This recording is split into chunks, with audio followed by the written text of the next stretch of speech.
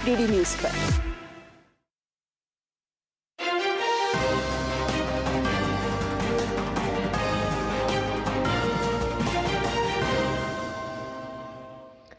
नमस्कार, आप देख रहे हैं डीडी न्यूज और मैं हूं साइमा खान। नजर डाल लेते हैं सबसे पहले हेडलाइंस पर।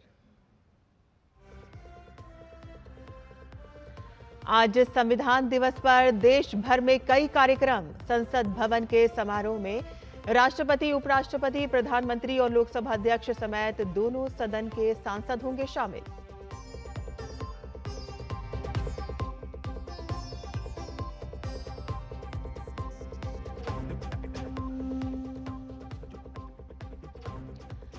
विमानन क्षेत्र में आत्मनिर्भरता की ओर बड़ा कदम। प्रधानमंत्री आज वीडियो कॉन्फ्रेंसिंग के जरिए हैदराबाद में saffron aircraft engine services India सुविधा केंद्र का करेंगे उद्घाटन।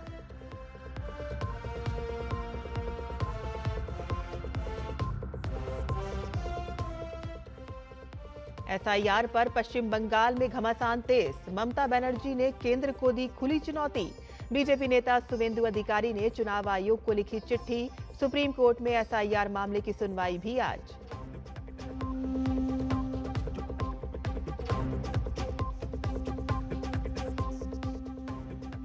भारत रूस की अगुवाई वाले यूरेशियन आर्थिक संघ के साथ व्यापार समझौते पर आज से औपचारिक वार्ता। 20 अगस्त को हुई थी शर्तों पर सहमति।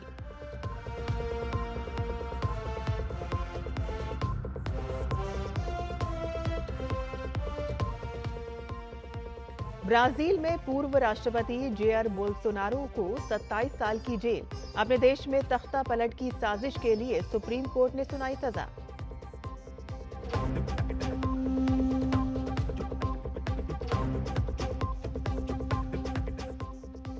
और अगले साल 7 फरवरी को होने वाले T20 वर्ल्ड कप का शेड्यूल जारी। भारत के 5 और श्रीलंका के 3 वेन्यू पर होंगे match. Rohit Sharma brand ambassador नियुक्त।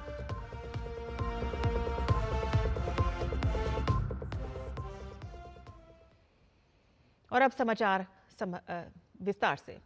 प्रधानमंत्री नरेंद्र मोदी आज वीडियो कॉन्फ्रेंसिंग के जरिए हैदराबाद के राजीव गांधी अंतर्राष्ट्रीय हवाई अड्डे के GMR एरोस्पेस और औद्योगिक पार्क SEZ में स्थित saffron aircraft engine services India सुविधा का उद्घाटन करेंगे। GMR aerospace and industrial park SEZ के भीतर 45,000 वर्ग मीटर में फैला है। ये अत्याधुनिक सुविधा केंद्र लगभग 1300 करोड़ रुपए के शुरुआती निवेश से विकसित किया गया है। सालाना 300 लीप इंजनों की सर्विसिंग के लिए डिजाइन किया गया है और साथ ही ये SAESI सुविधा केंद्र 2035 तक पूरी तरह से ऑपरेशनल क्षमता प्राप्त करने के बाद 1000 से ज्यादा उच्च कुशल भारतीय तकनीशियनों और अभियंताओं को रोजगार देगा। और इस सुविधा केंद्र में विश्व स्तरीय इंजन रखरखाव और मरम्मत सेवाएं प्रदान करने के लिए उन्नत प्रक्रिया उपकरण होंगे।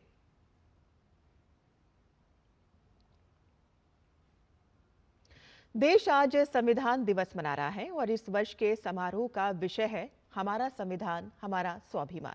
मुख्य कार्यक्रम नई दिल्ली स्थित संविधान सदन के केंद्रीय कक्ष में आयोजित होगा।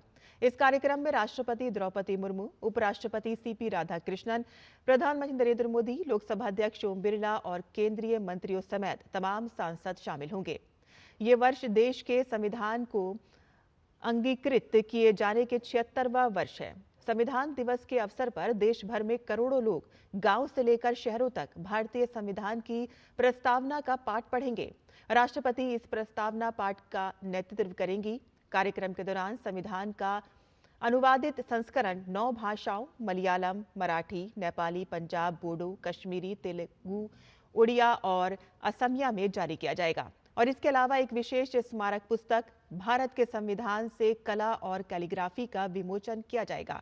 संविधान दिवस पर सभी केंद्रीय मंत्रालयों, विभागों, राज्यों और केंद्र शासित प्रदेशों की सरकारों के साथ साथ स्थानीय निकाय अपने अपने स्तर पर कई कार्यक्रम आयोजित करेंगे। संविधान सभा ने इस ऐतिहासिक दस्तावेज को तैयार करने में 2 साल, 11 महीने और 17 दिन का समय लिया था। भारत का संविधान समय की हर कसौटी पर खरा उतरा है और इसी के माध्यम से एक सशक्त और जीवंत लोकतंत्र को पनपने का अवसर मिला है।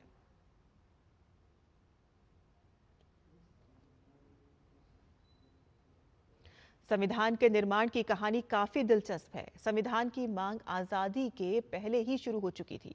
संविधान दिवस के मौके पर आइए जानते हैं कि क्या है संविधान के निर्माण की कहानी।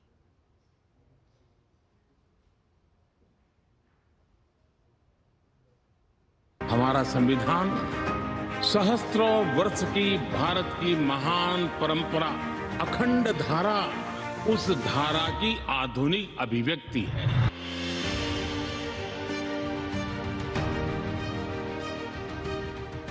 अंग्रेज ईस्ट इंडिया कंपनी के लिए 1600 ईस्वी में भारत आए थे। शुरू में व्यापारिक कामकाज तक सीमित रहने वाले अंग्रेजों ने 1765 में बंगाल, बिहार और उड़ीसा के राजस्व और दीवानी न्याय के अधिकारों पर भी कब्जा जमा लिया। 1857 के सिपाही विद्रोह के बाद तो ब्रितानी हुकूमत ने आधिकारिक तौर पर भारत का शासन अपने हाथों में ले लिया और यहीं से शुरू हुई असली आजादी की जद्दोजहद। लंबे संघर्ष के बाद 1930 आते आते देश में पूर्ण स्वराज की मांग जोर पकड़ चुकी थी। आखिरकार 1946 में ब्रिटिश हुकूमत ने 3 सदस्यीय कैबिनेट मिशन भारत भेजा। इसमें Lord Pethick Lawrence, sir Stafford Cripps और एवी अलेक्जेंडर शामिल थे। कैबिनेट मिशन ने मुस्लिम लीग की 2 संविधान सभाओं की मांग को खारिज कर दिया। कैबिनेट मिशन ने एक प्रस्ताव रखा था।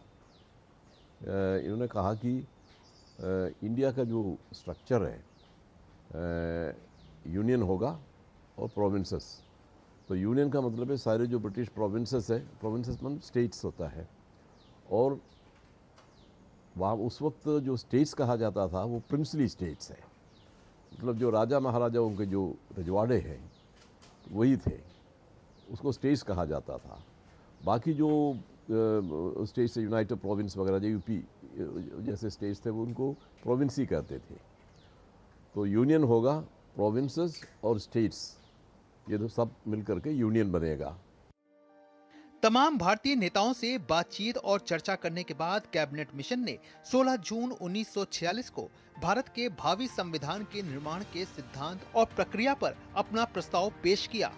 आखिरकार कैबिनेट मिशन योजना के सुझाए प्रस्तावों के तहत जुलाई से अगस्त 1946 के बीच संविधान सभा की कुल 389 सीटों में से ब्रिटिश भारत के लिए आवंटित 296 सीटों पर चुनाव हुआ। इसमें भारतीय राष्ट्रीय कांग्रेस को 208, मुस्लिम लीग को 73 और छोटे समूहों और स्वतंत्र सदस्यों को 15 सीटें मिली। हालांकि देसी रियायतों को मिली 93 सीटें भर नहीं पाईं क्योंकि उन्होंने खुद को संविधान सभा से अलग रखने का निर्णय लिया था। इस तरह नवंबर 1946 में संविधान सभा का गठन हुआ, जिसमें महात्मा गांधी को छोड़कर उस वक्त राष्ट्रीय आंदोलन से जुड़ी करीब हर बड़ी शख्सियत शामिल थी। संविधान सभा की पहली बैठक 9 दिसंबर 1946 को हुई। मुस्लिम लीग ने अलग पाकिस्तान की मांग को लेकर बैठक का बहिष्कार किया, लिहाजा पहली बैठक में कुल 211 सदस्यों ने हिस्सा लिया। सभा के सबसे वरिष्ठ सदस्य डॉक्टर सच्चिदानंद सिन्हा को सभा का अस्थायी अध्यक्ष चुना गया। बाद में डॉक्टर राजेंद्र प्रसाद सभा के अध्यक्ष निर्वाचित हुए और डॉक्टर एच.सी. मुखर्जी और वी.टी. कृष्णमाचारी को सभा का उपाध्यक्ष निर्वाचित किया गया। संविधान सभा ने 2 साल 11 महीना और 18 दिन में 11 प्रमुख बैठकें की। डॉक्टर अंबेडकर ने 4 नवंबर 1948 को संविधान का अंतिम प्रारूप पेश किया। इस दिन संविधान को पहली बार पढ़ा गया।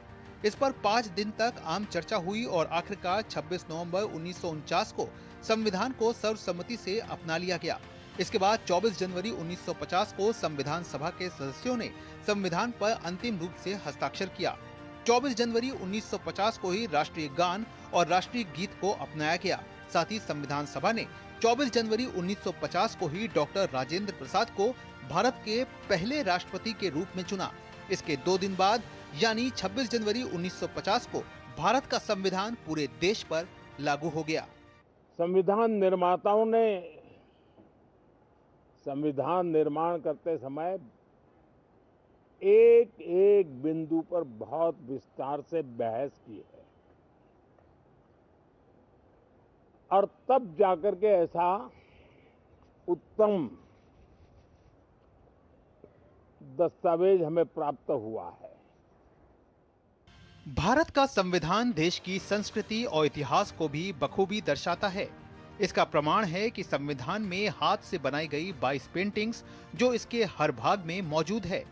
दरअसल मूल संविधान में 22 भाग थे, इसलिए इसके प्रत्येक भागों को कलात्मक शैलियों के चित्रों से सजाया गया है।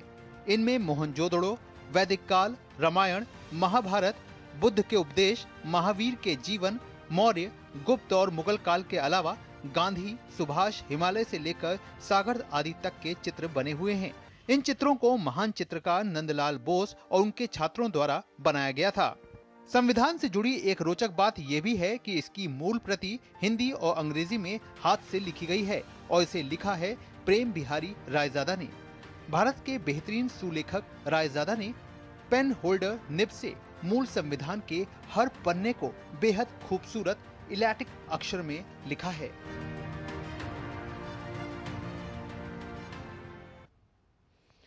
और देश आज संविधान दिवस मना रहा है और इस अवसर पर राजकोट के ग्रेस कॉलेज के एचओडी डॉक्टर चिराग चौहान ने नागरिकों से संविधान पढ़ने की अपील की। उन्होंने कहा कि संविधान का अध्ययन करने से नागरिकों को अपने नागरिक अधिकारों और जिम्मेदारियों की बेहतर समझ मिलती है और साथ ही इससे लोग संविधान में निहित नियमों और कानूनों के प्रति अधिक जागरूक हो पाते हैं। 15 के बाद हमारे प्रधानमंत्री मोदी साहब ने इसको संविधान दिवस तरीके घोषित कर दिया है। पिछले 10 सालों से हम यहाँ बंधारण दिन के पूज रहे हैं और इस सेलिब्रेशन में अगर मेरे से कोई पूछे कि क्या करना चाहिए, तो मेरे हिसाब से भारत के सभी नागरिकों को एक बार यह संकल्प लेना चाहिए कि यह कॉन्स्टिट्यूशन एक बार जरूर पढ़े। यह किसी भगवत गीता से कम नहीं है। जानने से यह फायदा होगा हमारी नागरिकता क्या है, हमारे अधिकार क्या है, हमारी फर्ज क्या है, हमारे रूल्स क्या है, यह जानने को मिलेगा। और सही मायनों में अगर हम राष्ट्र की उन्नति चाहते हैं तो यह संविधान पढ़ना अति आवश्यक है। और यहाँ हम रुकते हैं छोटे से ब्रेक के लिए। हम जल्द हाजिर होंगे, आप देखते रहिए डीडी न्यूज। प्लेटफॉर्म नंबर 2 से चलने वाली सुपरफास्ट एक्सप्रेस के यात्रियों आई एम हियर। तुम्हें नहीं, इसे मोबाइल चार्ज करना। दिमाग चार्ज कर अपना। ऐसे पब्लिक पोर्ट से फोन चार्ज किया तो पर्सनल डेटा होगा पब्लिक। देखा? पापा रुको, मैं पे करता हूँ। No signal. अब क्या करोगे? फ्री वाईफाई है ना? बुद्धू सुधर जा। पेमेंट्स के लिए नो ओपन वाईफाई। यानी फ्रॉड को करो बाय बाय। आरबीआई कहता है करो से ही शुरुआत, बनो फाइनेंशियली स्मार्ट। ओ हरी भैया, अरे वाह, खेतों में कौन सी फसल लगाए हो? 12 महीने कमा कर दे ऐसी फसल। क्या? मैंने नया व्यवसाय शुरू किया है। उसके लिए पैसे? इसमें किसी निवेश की जरूरत ही नहीं। अच्छा मुखिया जी। अरे मुखिया जी नमस्ते। अरे हरी, कब आ रहे हो? आप बस चलिए, मैं पहुंचता हूं। अब मैं LIC एजेंट हूं। LIC एजेंट बनो, अब बड़ा सोचो। हमारी वेबसाइट पर जाएं या अपनी नजदीकी LIC शाखा से संपर्क करें। और ब्रेक के बाद आपका फिर से स्वागत है। SIR के खिलाफ राजनीतिक मैदान में जोरदार विरोध के बावजूद ममता बनर्जी का पार्टी कार्यकर्ताओं को जनता की एन्यूमरेशन फॉर्म भरने में मदद करने के निर्देश से सियासी हलचल तेज हो गई है।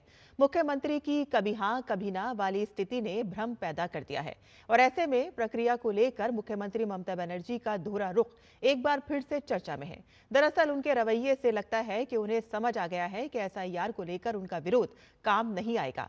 दरअसल ममता बनर्जी ने कल बनगांव में एक जनसभा के दौरान तृणमूल के कार्यकर्ताओं को निर्देश दिया कि वे SIR फॉर्म भरने में लोगों की मदद करें। तो वहीं SIR के विरोध में तृणमूल के साथ साथ कांग्रेस, DMK और CPM द्वारा सुप्रीम कोर्ट में दायर मामले में आज सुनवाई भी होने की संभावना है। और इस बीच बीजेपी नेता शुवेंदु अधिकारी ने पश्चिम बंगाल पुलिस पर तृणमूल की निजी सेना बनने का आरोप लगाते हुए चुनाव आयोग से उच्च स्तरीय जांच की मांग की है। भारत ने चीनी विदेश मंत्रालय द्वारा दिए गए बयानों पर सख्त आपत्ति दर्ज की है। विदेश मंत्रालय के आधिकारिक प्रवक्ता रणधीर जायसवाल ने कहा कि चीन द्वारा अरुणाचल प्रदेश की एक भारतीय नागरिक को शंघाई अंतर्राष्ट्रीय हवाई अड्डे पर मनमाने ढंग से रोका जाना पूरी तरह से अस्वीकार्य है। जायसवाल ने साफ कहा है कि अरुणाचल प्रदेश भारत का अभिन्न और अविभाज्य हिस्सा है। चीन की ओर से बार बार के इनकार से ये निर्विवाद तथ्य बदलने वाला नहीं है। विदेश मंत्रालय ने यह स्पष्ट किया है कि चीनी अधिकारियों की कार्रवाई उनके अपने नियमों के भी खिलाफ है, जिसमें सभी देशों के नागरिकों को 24 घंटे तक वीजा फ्री ट्रांजिट की अनुमति दी जाती है। भारत और रूस की अगुवाई वाला EU समूह के बीच आज से मुक्त व्यापार समझौते पर बातचीत शुरू होगी। भारत और 5 देशों के समूह यूरेशियन आर्थिक संघ EU ने बीती 20 अगस्त को इस समझौते के लिए नियम एवं शर्तों पर हस्ताक्षर किए थे। इस दस्तावेज में 18 महीने की कार्य योजना बनाई गई है और इसका मकसद भारतीय कारोबारियों, खासकर छोटे मध्यम उद्योगों, किसानों और मछुआरों के लिए नए बाजार खोलना है। EU के 5 सदस्य देश हैं रूस, आर्मेनिया, बेलारूस, कजाकिस्तान और किर्गिस्तान। अमेरिका द्वारा भारतीय सामान पर भारी शुल्क लगाने के बाद से भारत अपने निर्यात के लिए नए बाजार तलाश कर रहा है।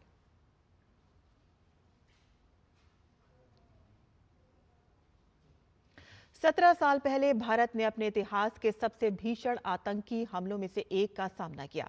लगभग 60 घंटे तक लश्कर-ए-तैयबा के 10 आतंकवादियों ने मुंबई को बंधक बनाकर गोलियों और आग की बारिश कर दी। 166 निर्दोष जाने, जिनमें सुरक्षा बलों के जवान और विदेशी नागरिक भी शामिल थे, इस रात आतंक का शिकार बने। भारत ने तब से आज तक पाकिस्तान की भूमिका के ठोस सबूत दुनिया के सामने रखे हैं और उन मास्टरमाइंड के खिलाफ एक्शन की मांग की है जो अब भी आजाद घूम रहे हैं। आइए याद करते हैं उस रात को जिसने आतंकवाद के खिलाफ भारत की लड़ाई में हमेशा के लिए बदल दिया। देखिए ये रिपोर्ट।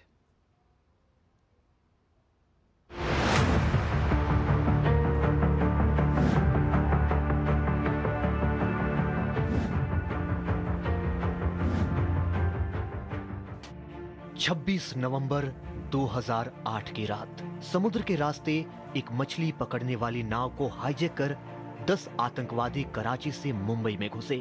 टीमों में बंटकर उन्होंने Chhatrapati Shivaji terminus, Taj Mahal palace, Trident hotel, Nariman house और कई सार्वजनिक जगहों पर अंधाधुंध फायरिंग और धमाके किए।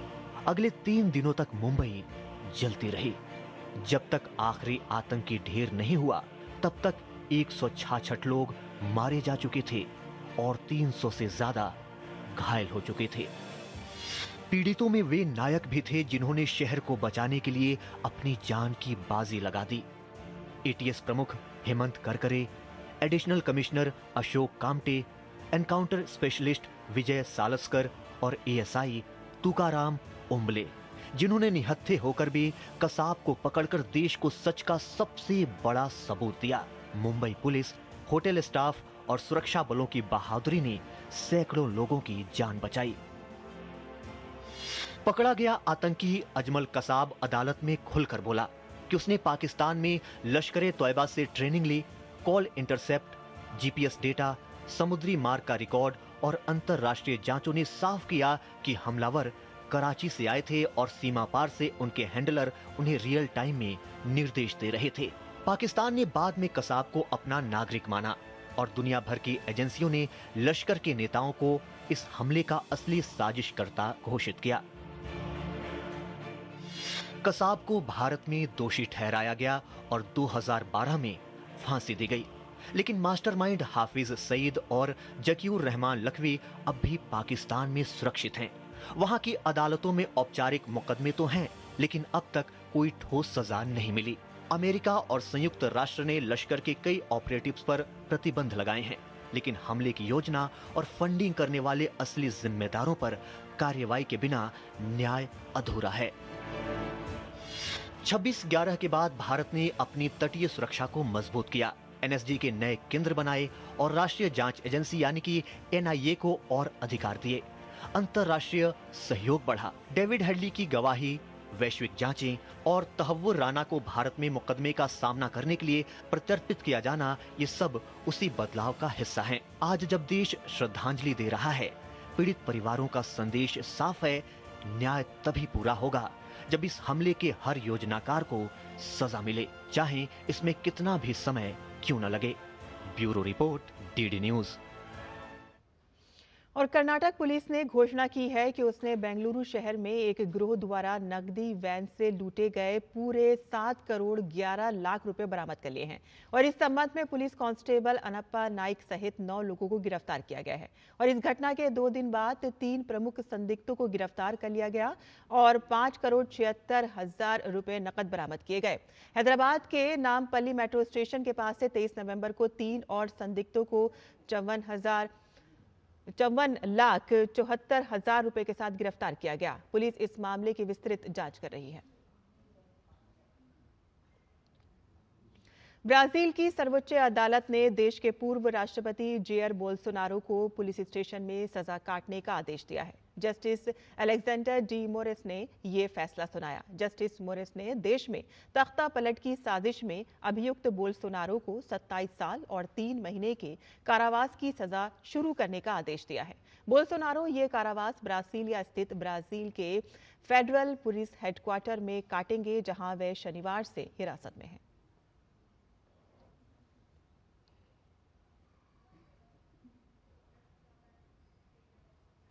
अगले साल होने वाले आईसीसी टी20 वर्ल्ड कप के पूरे शेड्यूल का ऐलान हो गया है। प्रतियोगिता का पहला मुकाबला 7 फरवरी 2026 को खेला जाएगा। भारत में कुल 5 स्थानों पर मैच खेले जाएंगे, जबकि श्रीलंका के 3 स्थलों पर इस वैश्विक टूर्नामेंट के मैच आयोजित होंगे। भारत में दिल्ली, मुंबई, चेन्नई, कोलकाता और अहमदाबाद इस टूर्नामेंट के मैचों की मेजबानी करेंगे। 2026 का टी20 विश्व कप लगातार दूसरी बार 20 टीमों वाला टूर्नामेंट होगा।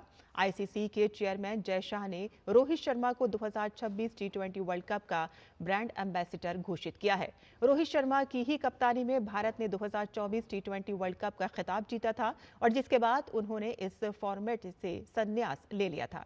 रोहित ने अब तक हुए सभी 9 टी20 विश्व कप में हिस्सा लिया है। भारत इस टूर्नामेंट में खिताब बचाने के इरादे से उतरेगा। भारत की ग्रुप ए में पाकिस्तान, यूएस, नामीबिया और नीदरलैंड के साथ रखा गया है। भारतीय टीम अपना अभियान 7 फरवरी को अमेरिका के खिलाफ शुरू करेगा और 12 फरवरी को भारत का सामना नामीबिया से होगा। भारत और पाकिस्तान के बीच 15 फरवरी को कोलंबो में मुकाबला खेला जाएगा। दोनों ही टीमें एशिया कप फाइनल खेलने के बाद पहली बार अगले साल टकराएंगी। 4 और 5 मार्च को सेमीफाइनल मुकाबला खेला जाएगा, तो वहीं 8 मार्च को अहमदाबाद में खिताबी मुकाबले का आयोजन किया जाएगा। As you all are aware that after 10 long years, we are taking this World Cup to India.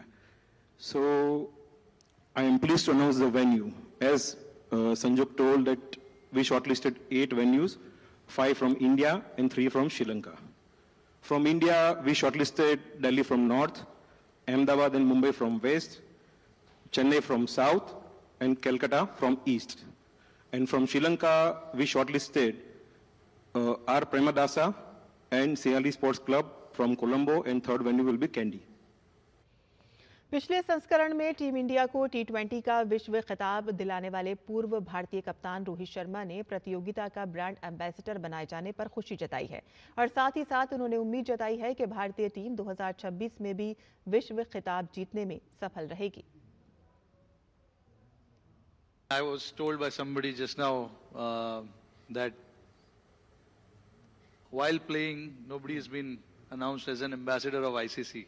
So it's a great privilege for me, and and a great honor as well.